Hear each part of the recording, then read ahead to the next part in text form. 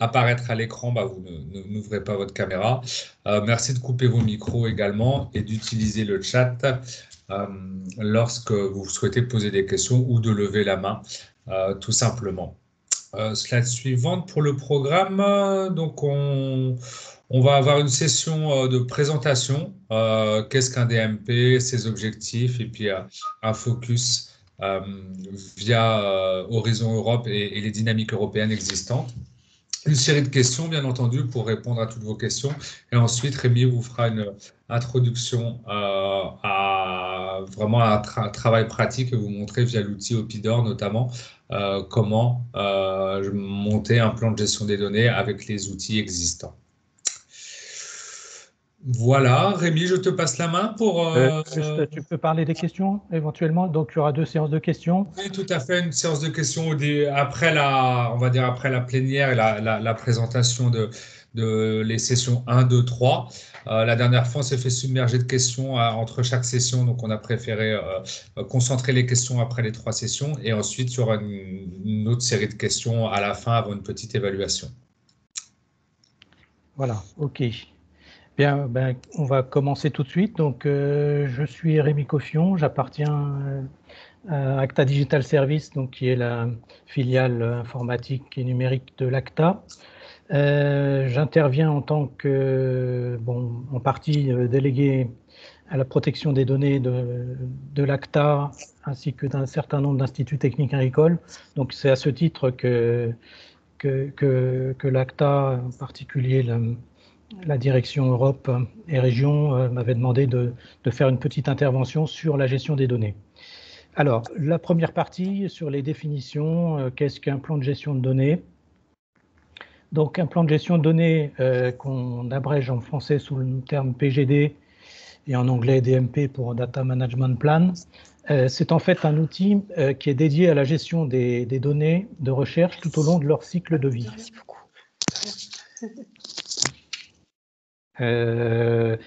Voilà, donc c'est un document en fait qui va expliquer comment les données sont produites, collectées et traitées, comment elles sont organisées, stockées et sécurisées, et comment elles sont partagées, archivées et réutilisables. Donc on a un petit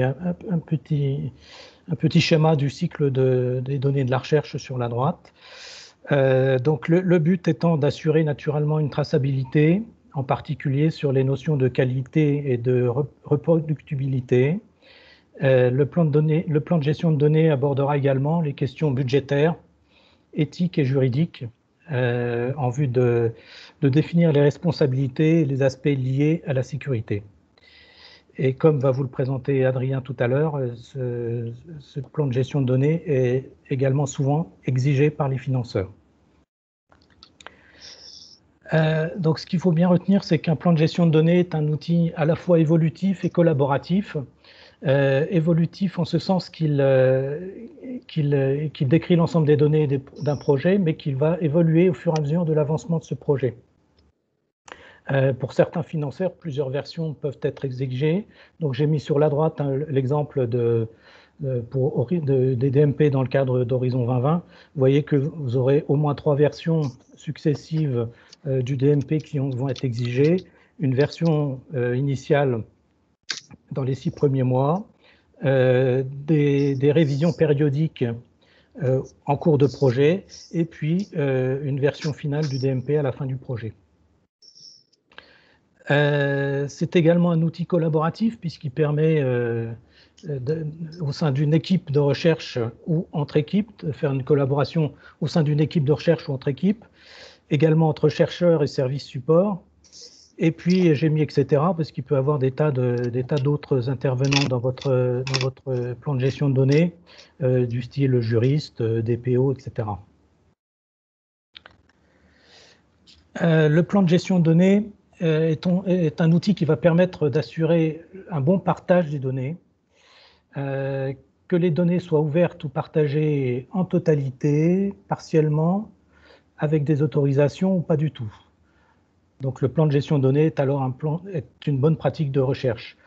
J'ai voulu mettre en évidence ici le fait que vous n'êtes pas obligé de partager toutes vos données, toutes les données de votre projet. En particulier, je voulais rappeler l'article 10 du règlement Horizon Europe, qui rappelle que les données sont aussi ouvertes que possible, mais aussi fermées que nécessaire. Quels sont les objectifs d'un plan de gestion de données? Donc, premier objectif, c'est naturellement d'organiser la gestion des données de votre projet. Je vous ai mis en haut un lien vers un site web situé au Royaume-Uni, qui regroupe un certain nombre d'universités anglaises, et sur lequel vous allez pouvoir trouver un outil assez intéressant qui va vous permettre de faire une checklist de votre plan de gestion de données. Donc, je vous inviterai, on vous donnera la présentation et je vous inviterai à aller jeter un coup d'œil sur ce site si vous êtes amené à faire un plan de gestion de données. Donc, comment est-ce qu'on va organiser la gestion des données? Donc, premièrement, on va essayer d'identifier les risques liés à la gestion des données pour assurer la sécurité et la préservation des données sur le long terme. Deuxième étape, identifier les responsabilités avec les rôles de chacun dans la gestion des données pour planifier les ressources et les compétences nécessaires à cette gestion. Tout ça afin de garantir que les données soient fiables et bien gérées, compréhensibles, disponibles et préservées sur le long terme. Le but étant de maximiser le potentiel de réutilisabilité des données et en particulier d'accroître la capacité de trouver et de réutiliser les données par des machines ou des individus. Et tout ça nous introduit sur les principes, ce qu'on appelle les principes FAIR, pour lequel, Adrien, je te laisse la parole pour faire la présentation un petit peu de ces principes. Très bien, merci Rémi. Oui, donc les principes FAIR, hein, ce sont les 4 principes qui structurent aussi les plans de gestion des données. FAIR pour Findable, Accessible, Interoperable and Reusable, donc trouvable, accessible, interopérable et réutilisable.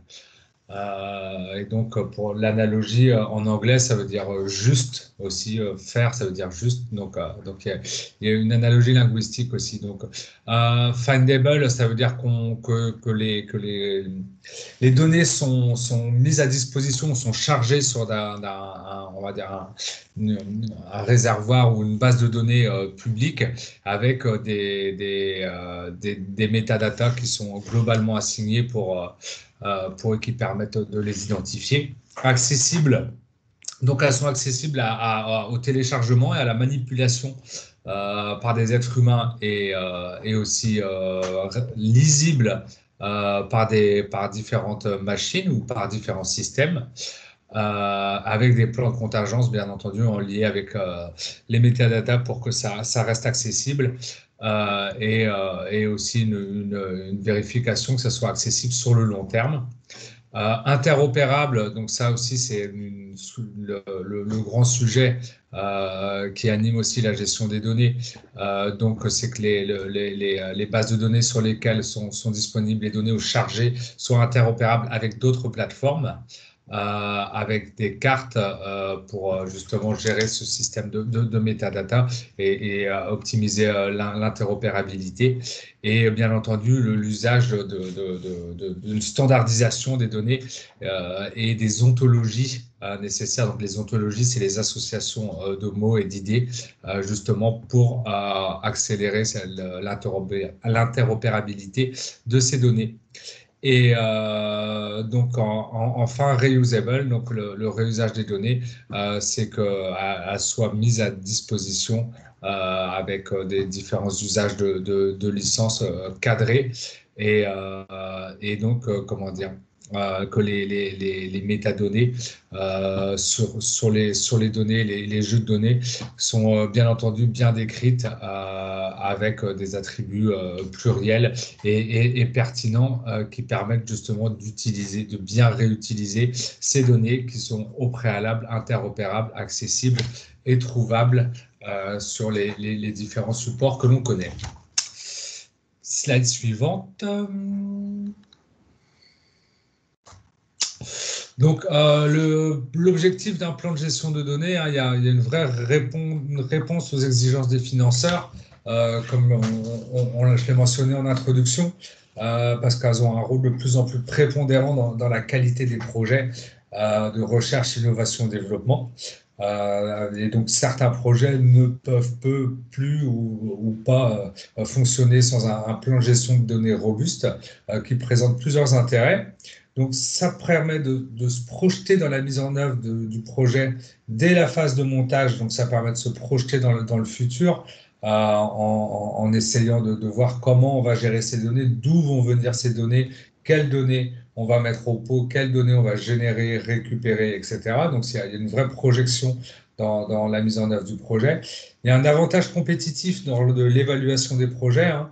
Au niveau Horizon 2020, nous, on a vu que dans beaucoup d'évaluations, les plans de gestion des données étaient évalués comme faibles et coûtaient parfois des demi-points. Et un demi-point, ça peut coûter un projet.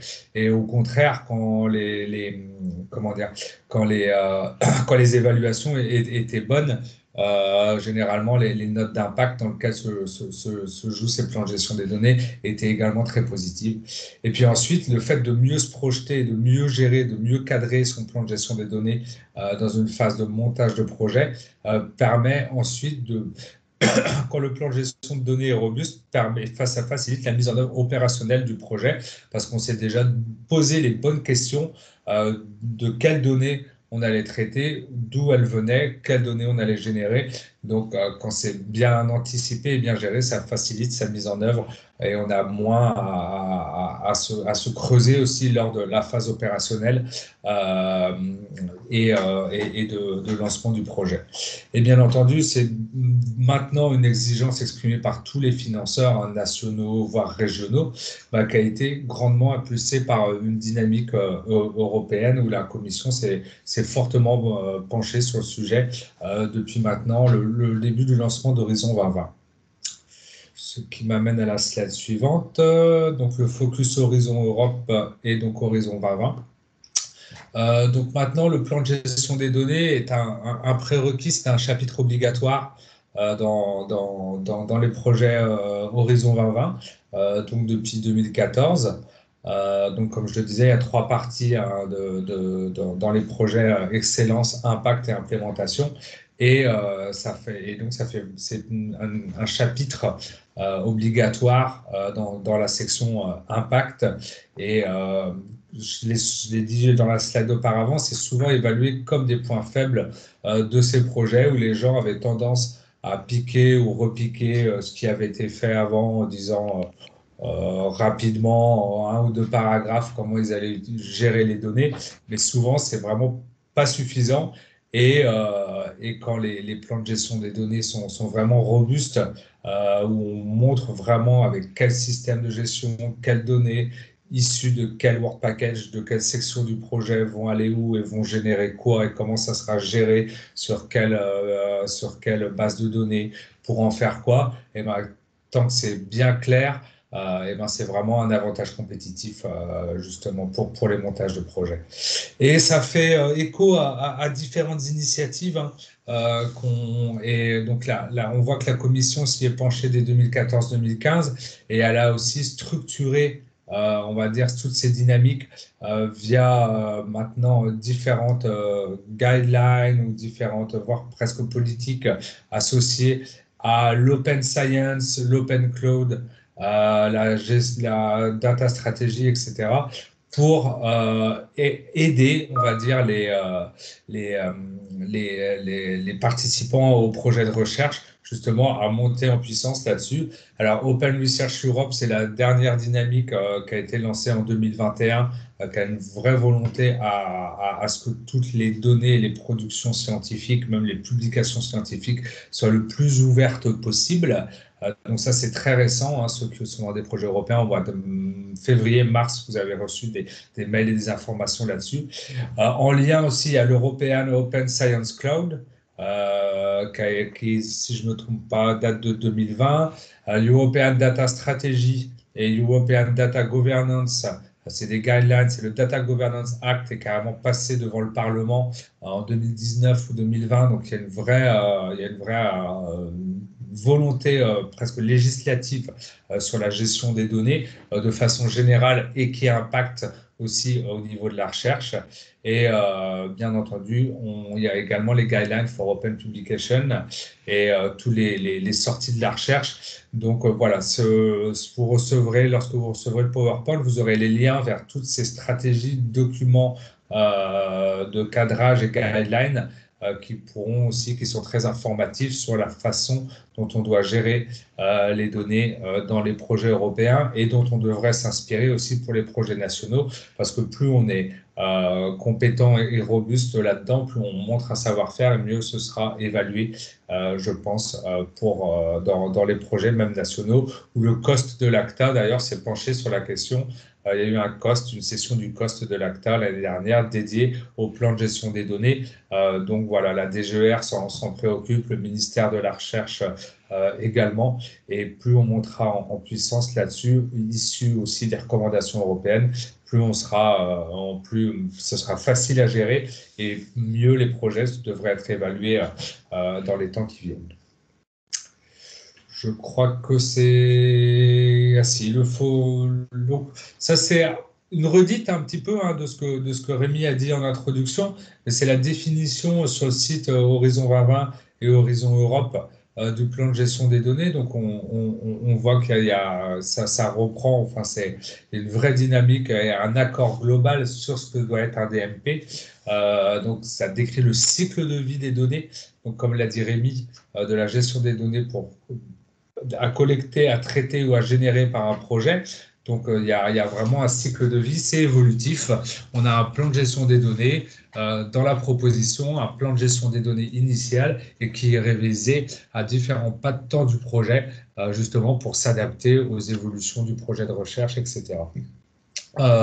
Et bien entendu, ça réexprime les données FAIR que j'ai évoquées précédemment et qui doit inclure des informations sur les données de recherche pendant et après la fin du projet, parce qu'effectivement, les données générées sont généralement utilisées à la fin du projet et réutilisées à la fin du projet. Et on construit aussi généralement sur des données générées par d'autres projets.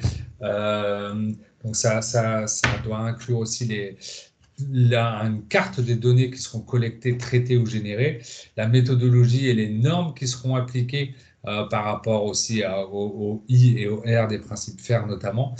Si les données seront partagées en libre accès, comme le disait Rémi, on peut les protéger autant qu'on veut, et même si on doit les ouvrir autant qu'on peut.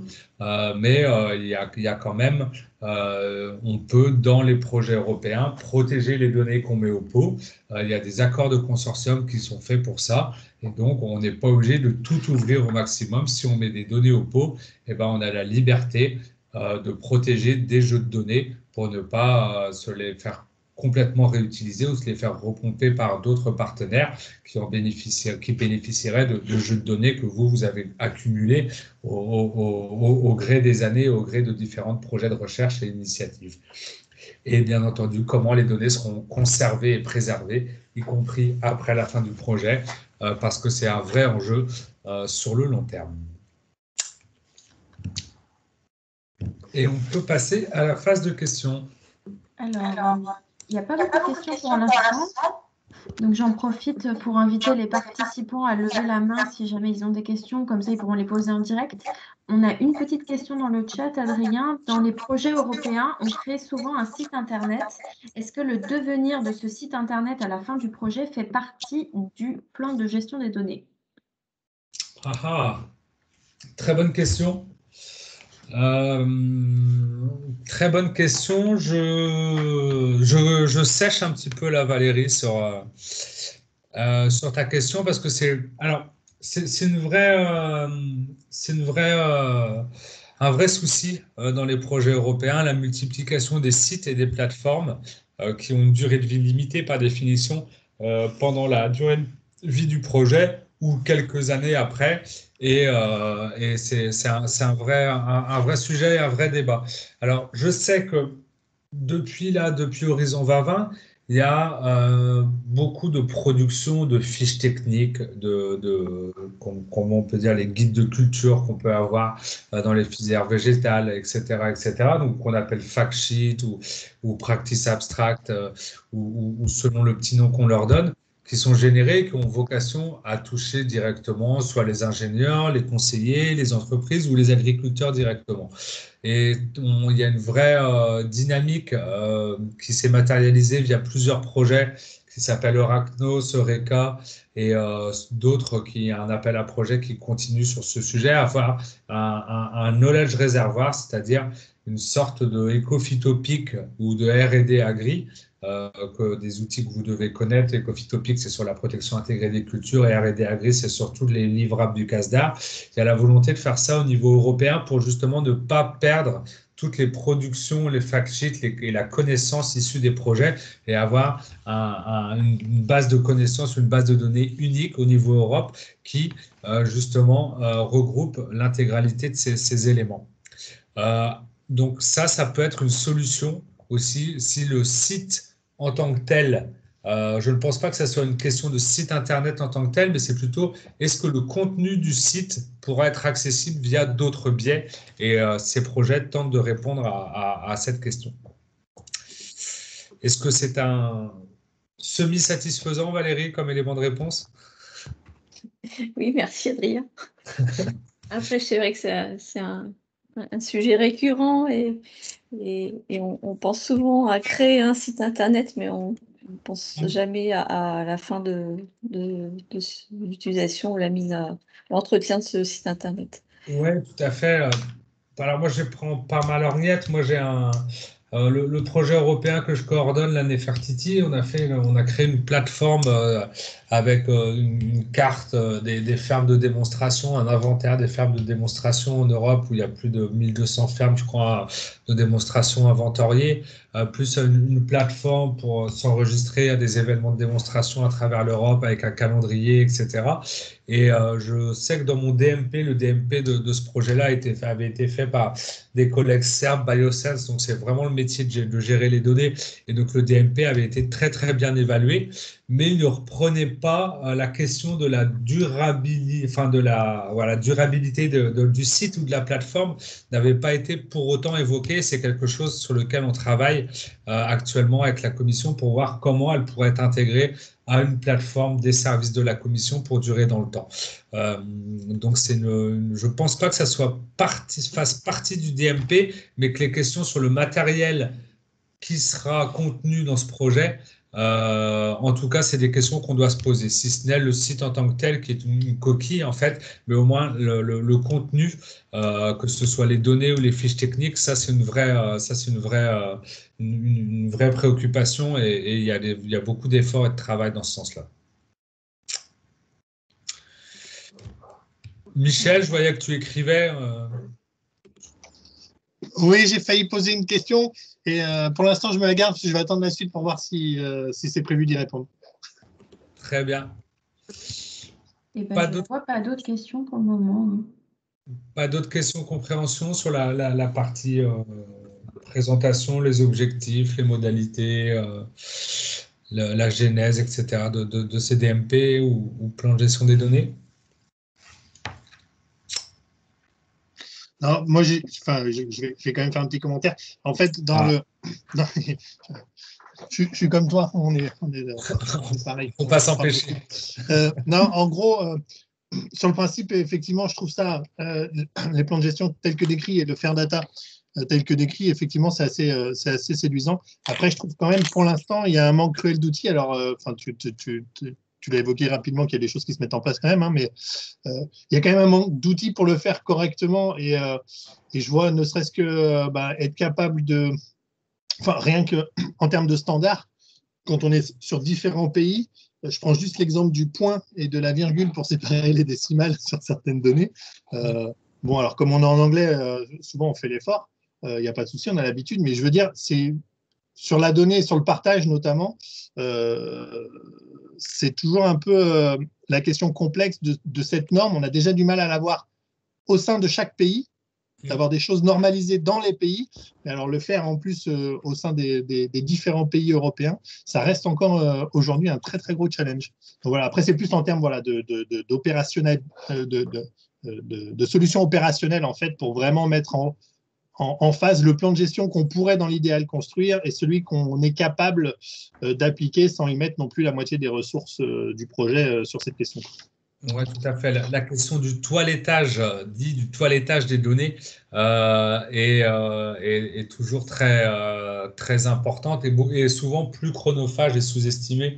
Donc ça, on voit que dans certains projets, hein, je vois dans le cadre du projet Invite, là, dans lequel participe Noémie, il y a vraiment des phases de toilettage, dit de toilettage des données pour qu'elles puissent voilà, être interopérables, qui sont vraiment importantes. Et donc, au-delà de ce que tu disais, Michel, hein, ensuite, la question des ontologies associées pour la réutilisation des données. Donc le toilettage, quand c'est du chiffré, c'est possible et c'est faisable. Les ontologies, quand c'est en différentes langues en plus, là ça commence à être de plus en plus compliqué et il y a encore un défi, une étape au-dessus avant que toutes les données, au-delà d'être interopérables, puissent être concrètement réutilisables via ce système d'ontologie. Et on parle chacun notre langue, on n'y peut rien, hein, mais ça, c'est encore un défi supplémentaire. Il y a une autre question dans le chat. Est-ce qu'il est conseillé de faire appel à un expert indépendant hors du projet pour s'assurer de la qualité d'un plan de gestion des données? Si on n'a pas les compétences, oui. À l'intérieur du projet, il est toujours bon maintenant. En tout cas, moi je parle vu de la langue des projets européens, il y a toujours une vraie dimension donnée qui monte en puissance. Donc on a toujours un ou deux partenaires qui ont les capacités de faire ça. Dans la majorité des projets, pas tous. Donc si on a des bons partenaires, oui. Si on n'en a pas, effectivement, et nous c'est quelque chose sur lequel on ambitionne de se positionner avec ActaDS, et on verra plus ça vers la fin, c'est comment aussi on pourrait vous accompagner, ou ActaDS notamment, dans le montage et le suivi d'un plan de gestion des données dans des projets, parce que je pense que c'est à moindre coût comparativement à la taille ou au financement d'un projet européen. Une bonne gestion des données fluide et robuste peut être un vrai avantage, comme je disais, non seulement pour le montage, mais ensuite pour la gestion des données a posteriori dans le projet. Donc, c'est parfois non s'il y a les compétences, mais si on se sent un peu short et qu'il n'y a pas les compétences à l'intérieur du projet, oui, c'est fortement conseillé. De toute façon, dans l'outil que je vais montrer tout à l'heure, il y a un certain nombre d'aides en ligne, il y a des conseils, il y a des exemples, etc. Donc, c'est vrai que ça donne déjà une bonne piste. Et puis, la construction du plan de gestion de données est très structurée, donc ça peut vous aider beaucoup à construire votre plan de gestion de données. Après, c'est sûr qu'on peut avoir besoin éventuellement d'une aide extérieure, mais cet outil-là est fait pour être utilisé par des néophytes au niveau des plans de gestion de données.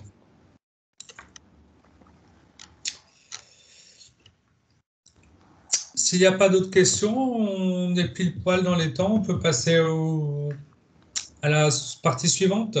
Donc voilà, donc on aborde la partie pratique. Donc comment rédiger un plan de gestion des données.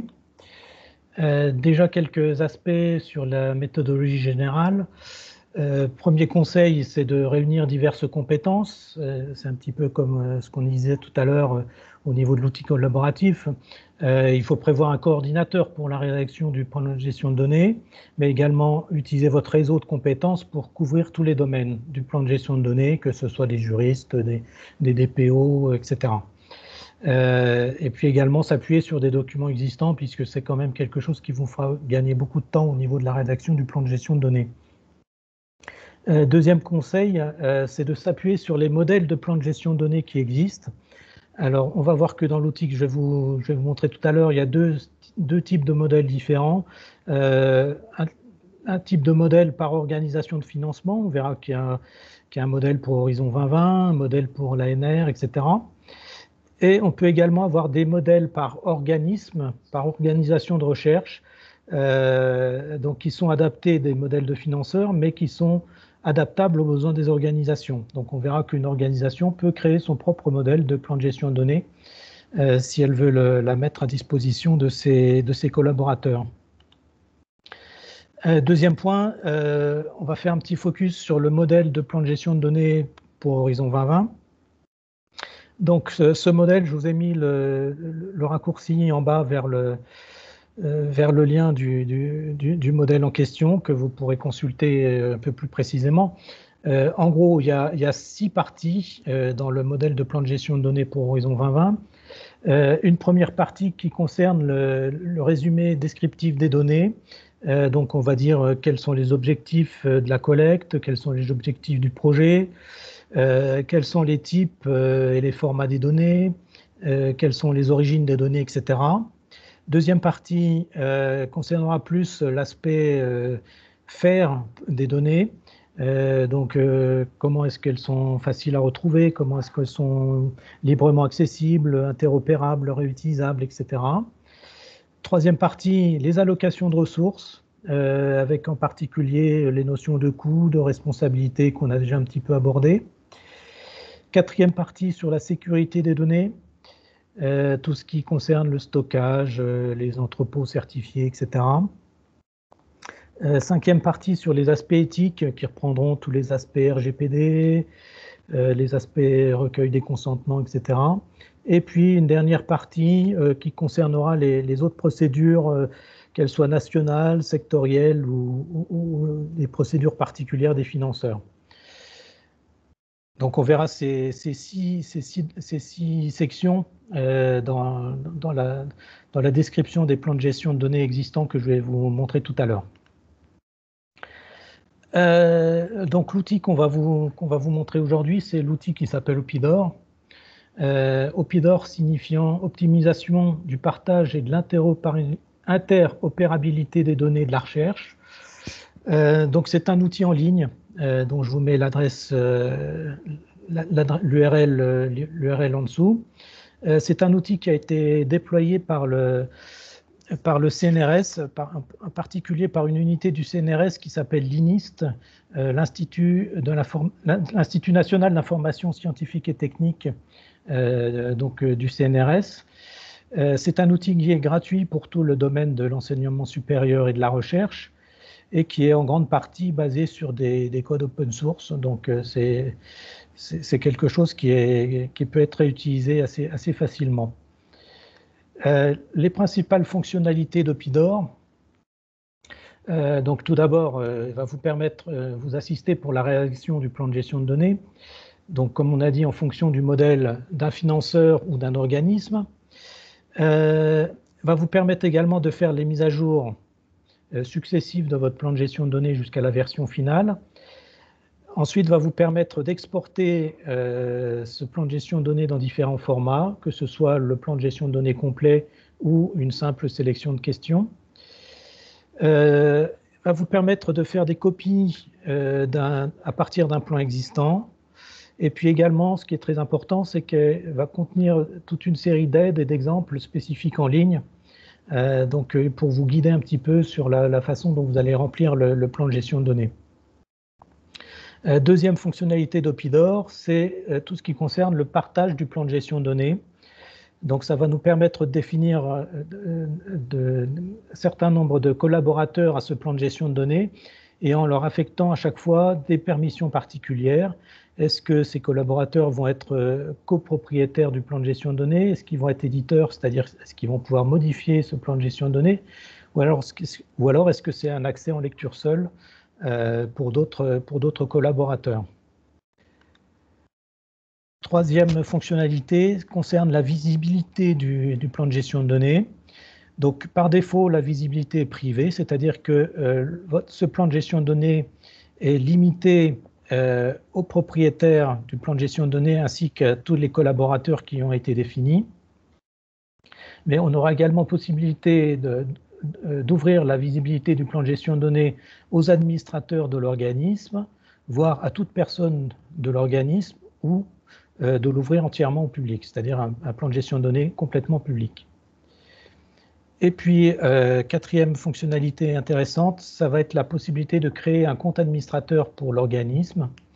Ce compte administrateur va pouvoir mettre en place des modèles de plan de gestion de données propres à l'organisme, ainsi que des recommandations, des aides en ligne spécifiques pour l'organisme. On verra un petit peu comment tout ça se met en place. Et puis cet administrateur pourra extraire un certain nombre de statistiques sur l'utilisation d'Opidor dans le cadre de l'organisme. Donc le nombre d'utilisateurs, le nombre de plans de gestion de données disponibles, le nombre de plans de gestion de données par modèle, etc. Voilà, donc je vais tout de suite passer à la démonstration pratique de l'outil Opidor.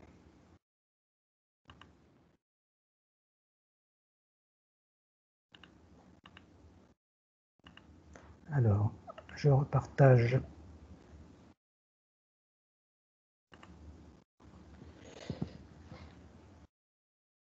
Voilà, est-ce que c'est bon? Noémie, c'est bon? Oui, oui, c'est bon. Oui, c'est bon. Ok, voilà, donc je vous montre ici le fameux site Opidor dont on a parlé. Bon, en plus d'un aspect public avec des généralités sur ce que c'est qu'Opidor, etc. Donc, il va falloir, première chose à faire, c'est vous connecter sur le site pour pouvoir accéder ou créer vos plans de gestion de données. L'accès au site peut être sous forme d'accès institutionnel, c'est-à-dire que Opidor a été relié à un certain nombre d'annuaires de grands organismes tels que Renater, etc. pour l'INRA. Si vous faites partie d'un plus petit organisme ou d'un institut technique agricole, par exemple, il faudra que vous inscriviez par un accès individuel, donc qui nécessite une inscription préalable. Bon, cette inscription est assez simple, hein, il suffit de mettre votre nom, prénom, courriel, organisme. Donc l'organisme, soit il est contenu dans une liste prédéfinie, soit vous avez un petit lien en dessous qui permet de créer l'organisme si l'organisme n'est pas listé. Voilà, donc une fois que vous avez créé votre compte, vous pouvez vous connecter sur le site Opidor et vous arrivez sur le tableau de bord qui contient tous vos projets, tous les DMP que vous avez créés sur vos différents projets. Donc, vous voyez que vous avez sur ce tableau différentes colonnes, le titre du projet, le modèle à partir duquel le plan de gestion de données a été bâti, la date de dernière modification, le rôle que vous avez sur ce plan de gestion de données, est-ce que vous êtes propriétaire, éditeur ou juste lecteur, quel est le propriétaire du plan de gestion de données en question, une colonne qui permet de définir si c'est un plan de gestion de données test ou si c'est un plan de gestion de données réel. Donc un plan de données test, c'est ce qu'on va utiliser dans le cadre des démonstrations, des formations, alors que un plan de gestion de données réel sera avec la valeur non à test. Une colonne qui concerne la visibilité pour ces plans de gestion de données. Donc vous voyez que pour les plans de gestion de données test, cette visibilité n'a pas lieu d'être. Par contre, pour les plans de gestion de données réels, à qui est-ce que la visibilité est ouverte? Est-ce que c'est ouvert à tout l'organisme, comme on a vu tout à l'heure, ou est-ce que c'est ouvert à un certain nombre de collaborateurs, ou est-ce que c'est public? Et puis également la notion de partage, donc, qui va vous permettre de partager votre plan de gestion de données avec d'autres acteurs. Dernière colonne, vous avez une colonne action qui va vous permettre d'effectuer un certain nombre d'actions sur le plan de gestion de données. Donc par exemple, modifier un plan de gestion de données existant, partager le plan de gestion de données à d'autres utilisateurs, télécharger le plan de gestion de données. Une notion importante qui va être la possibilité de copier le plan de gestion de données. Donc vous pouvez partir d'un plan de gestion de données existant pour pour créer un autre plan de gestion de données en le copiant et en modifiant certains nombres d'éléments, et puis la possibilité de supprimer le plan de gestion de données. Voilà, sur ces colonnes, vous avez possibilité à chaque fois de modifier le tri de manière assez classique. La création d'un plan de gestion de données pourra se faire de deux façons différentes. Soit vous copiez, comme on a vu, un plan de gestion de données existant, soit vous utilisez le menu « Créer un plan de données », un plan de gestion de données ici, ou le petit bouton que vous avez en bas, c'est la même chose. Donc si vous cliquez sur « Créer un plan de gestion de données », on va commencer par vous demander le titre du projet. Voilà, bon, par exemple, projet test webinaire. Le fait que ce projet soit un projet test ou non, comme on a vu tout à l'heure. Donc là, en l'occurrence, on va dire que c'est un projet test, donc qui n'est pas en grandeur réelle. Et puis ensuite, on va vous demander de choisir le modèle. Donc, choisir le modèle de plan de gestion de données. Le modèle peut être un modèle lié à votre organisme. Donc là, en l'occurrence, on n'a aucun modèle disponible, mais vous pouvez avoir, on va voir qu'on pourra créer des modèles de plan de gestion de données que vous mettrez à disposition des autres collaborateurs de votre organisme. Vous pouvez utiliser un plan de gestion de données d'un autre organisme. Donc, par exemple, si on peut choisir un plan de gestion de données de l'INRAE, etc. Ce qui nous importera plus dans l'exemple que je vais vous montrer, c'est plus un plan de gestion de données concernant un financeur, donc en l'occurrence le financeur Commission européenne, et on va prendre l'exemple Horizon 2020, FAIR, TMP en français. Voilà, donc une fois que vous avez choisi votre modèle, vous créez votre plan. Voilà, donc premier onglet, vous voyez, le premier onglet concerne les renseignements sur le projet. Donc, vous mettez un titre du projet, vous pouvez modifier le financeur éventuellement, un numéro de subvention, le résumé du projet, l'identifiant du projet si vous en avez un, et ainsi que les chercheurs. Le chercheur principal, donc, qui est en quelque sorte le responsable du plan de gestion de données, et puis éventuellement un contact pour les données qui peut être le même que le chercheur principal ou quelqu'un de différent. Vous avez également possibilité de sélectionner des recommandations pour un plan. Donc ça, c'est tout ce qui concerne les aides en ligne, les conseils, les exemples. Donc là aussi, on peut avoir des recommandations pour un organisme.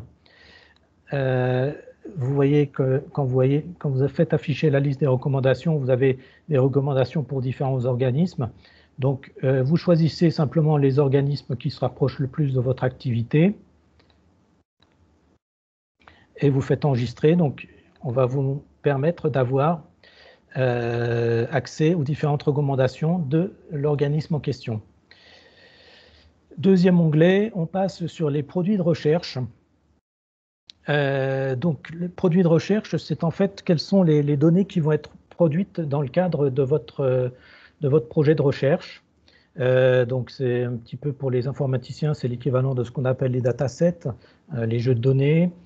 Ça peut être également des logiciels, ça peut être des vidéos, etc.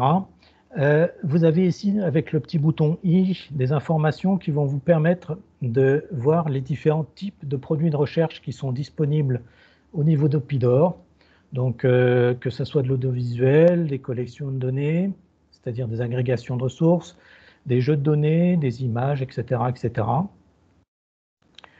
Donc, dans le cadre de notre démo, bon, on va se faire simplement créer un jeu de données. Jeu de données 1. Donc, le nom abrégé, le nom complet. Le type, donc là, en l'occurrence, on va prendre jeu de données. Voilà. Et puis, vous faites comme ça pour tous les produits de recherche qui sont à l'intérieur de votre projet de recherche. Donc, on pourrait ajouter un deuxième jeu de données, par exemple tout ce qui est vidéo. vidéo 1, donc de type audiovisuel. Voilà, donc une fois que l'ensemble de vos jeux de données est décrit, vous cliquez sur sauvegarder et vous passez ensuite à la description du plan de gestion de données d'après le modèle choisi. Donc en cliquant sur l'onglet modèle choisi, vous avez déjà toute une explication sur le contenu du plan de gestion de données qu'il va falloir remplir. Donc comme on a sélectionné Horizon 2020 faire, vous retrouvez les 6 sections que j'ai présentées tout à l'heure dans mes slides. Donc première section, le résumé descriptif, les données faire, l'allocation des ressources, la sécurité, les aspects éthiques et les autres procédures nationales. Donc ça, c'est simplement un rappel de ce qu'il va falloir remplir. Pour remplir, vous cliquez sur l'onglet Rédiger et vous allez retrouver les 6 sections en question. Et pour chaque section, il va falloir remplir les informations pour chaque jeu de données que vous avez défini. Donc moi, j'ai défini deux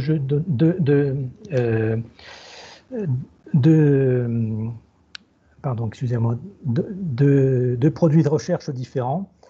Donc, pour chaque produit de recherche, on va remplir les différentes rubriques qui sont demandées. Vous avez possibilité, pour certaines rubriques, de copier les réponses que vous allez saisir pour tous les jeux de données, ou de faire des réponses différentes pour chaque produit de recherche. Donc voilà, vous faites ça pour toutes les sections. Vous allez trouver parfois les fameuses recommandations dont je parlais tout à l'heure, donc qui vous donnent des éléments supplémentaires sur les champs que vous allez avoir à remplir. Bon, l'autre donnée importante, c'est tout ce qui est tous les conseils qu'on vous donne pour chaque section et pour chaque question. Et puis, vous avez également possibilité de remplir des commentaires. Donc là, les commentaires, c'est pour vos collaborateurs. Si vous avez des questions à poser à vos collaborateurs, si vous avez des remarques à faire, donc vous pouvez dialoguer avec vos collaborateurs dans cette section commentaires. Voilà. Et puis ensuite, une fois que vous avez rempli toutes les données pour chaque produit de recherche, vous avez possibilité de partager votre plan de gestion de données, donc d'inviter des collaborateurs. Et pour chaque collaborateur que vous allez inviter, vous définissez si c'est un copropriétaire du plan de gestion de données, est-ce que c'est un éditeur pour pouvoir faire des modifications, ou est-ce que c'est une personne qui a simplement un accès en lecture seule. Et puis définition également de la visibilité du plan, comme j'ai dit un petit peu dans les slides que je vous ai présentés. Est-ce que c'est un plan de gestion de données privé, c'est-à-dire visible uniquement par les collaborateurs? Est-ce que c'est visible par l'administrateur de l'organisme? Est-ce que c'est visible pour toutes les personnes de l'organisme, ou est-ce que c'est public, c'est-à-dire visible par tous? Alors, je vous propose de partir peut-être d'un exemple d'un projet existant pour voir un petit peu ce que ça peut donner sur un projet existant. Donc ça, c'est un projet sur lequel Adrien a travaillé également avec l'INRAE. Donc, vous retrouvez les différents onglets que j'ai présentés. Produits de recherche, donc ça vous donne un petit exemple de ce qu'on va pouvoir avoir comme produit de recherche sur un projet existant. Donc, vous voyez qu'il y a beaucoup de jeux de données. Vous avez également deux produits de recherche concernant des vidéos ou du matériel de formation. Et pour chaque jeu de données, si on clique sur Rédiger, on va trouver les différentes sections que j'ai exposées rapidement tout à l'heure. Donc, pour chaque produit de recherche, vous allez trouver les différentes rubriques qui sont expliquées en détail en suivant les conseils. Voilà, et puis peut-être un petit mot sur le téléchargement. Donc une fois que votre plan de gestion de données est finalisé. Vous allez avoir possibilité de le télécharger. Donc, soit tous les produits de recherche, soit un certain nombre de produits de recherche qui vous intéressent. Vous avez possibilité d'exporter le plan de gestion de données, soit par produit de recherche. Donc, on va présenter chaque produit de recherche l'un après l'autre, et pour chaque produit de recherche, les différentes sections correspondantes, soit par section. Donc, on présentera pour chaque section la déclinaison pour tous les projets de recherche, pour tous les produits de recherche. Et également, possibilité d'exporter par question. Donc, pour la première section, la question 1, pour la première section, la question 2, etc. Et donc, les différents formats d'export qui sont disponibles sont soit HTML, PDF ou DocX.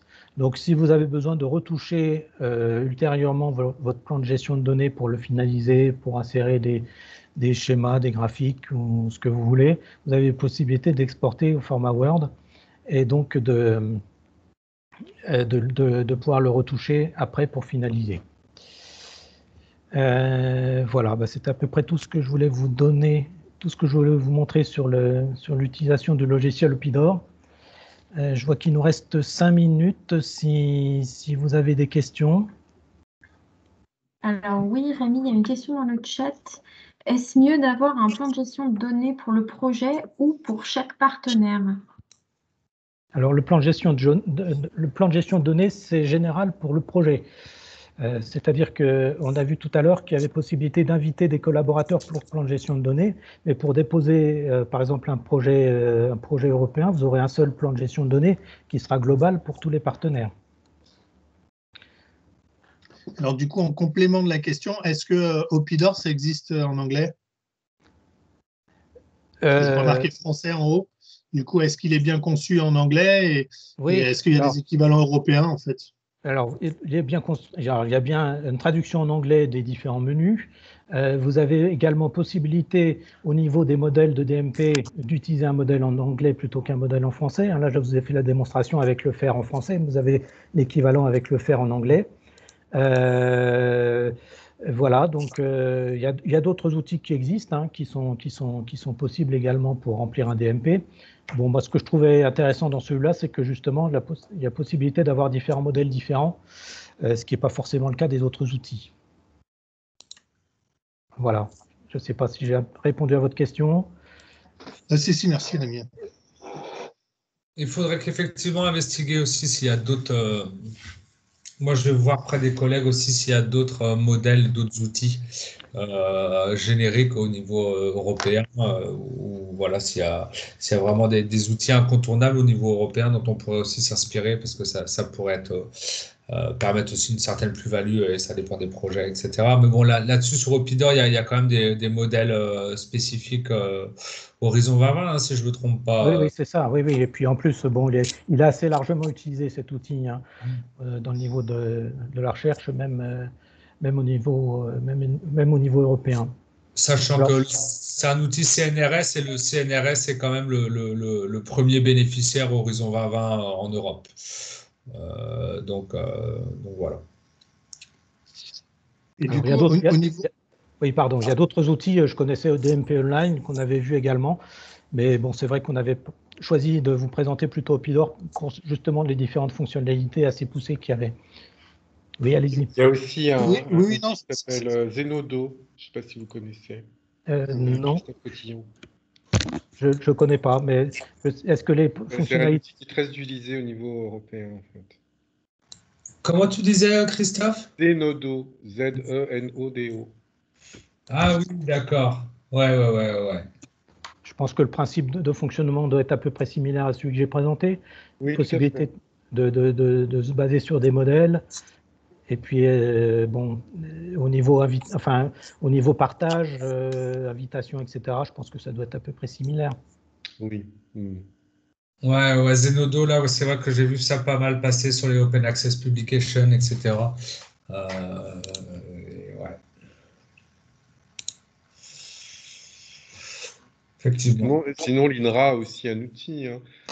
Je ne sais plus comment il s'appelle, mais par exemple pour le projet Fairchain, toutes les données sont comment dire, mise dans cette base de données, mais je ne sais plus le nom exactement. Alors, il y a une différence entre le DMP et puis les bases de données, hein. Le DMP contient pas réellement de données. Ça va être un descriptif du plan de gestion de données, mais ne contiendra pas les données en tant que telles. Et en l'occurrence, Opidor semble quand même assez utilisé à l'INRA pour le plan de gestion de données, puisqu'il y a quand même un certain nombre de modèles qui sont disponibles. Alors, ça dépend peut-être également des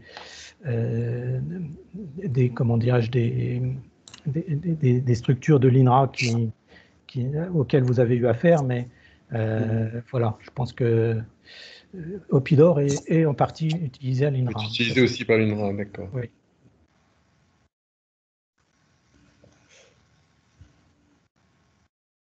Est-ce qu'il y a d'autres questions? Non, on a fait le tour des questions dans le chat et je ne vois pas de main levée. Et il est 14h. Et il est 14h01. Et là, on est dans les clous, pas comme la dernière fois. Voilà, je pense que Noémie, tu avais peut-être juste un dernier mot à rajouter sur le sondage en ligne, non? Oui, j'ai un petit sondage. Donc, je suis en train de vous mettre le lien voilà, dans le chat. Donc, je vous invite à aller participer directement en ligne sur ce sondage.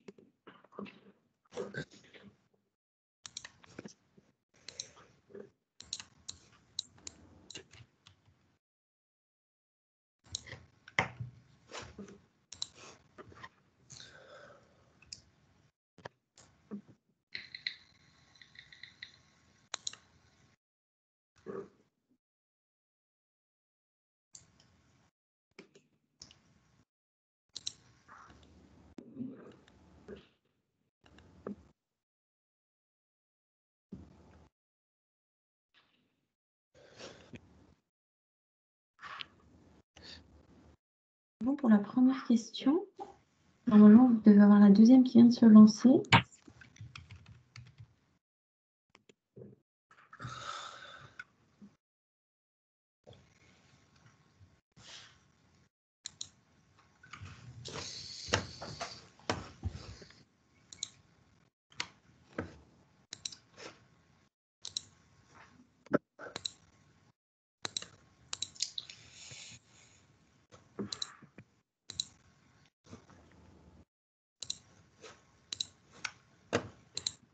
Donc, c'est bon pour le sondage. Normalement, vous avez dû pouvoir voir les résultats aussi en direct. Je vous mets dans le chat des captures d'écran de ce que ça a donné. En tout cas, merci beaucoup pour votre participation.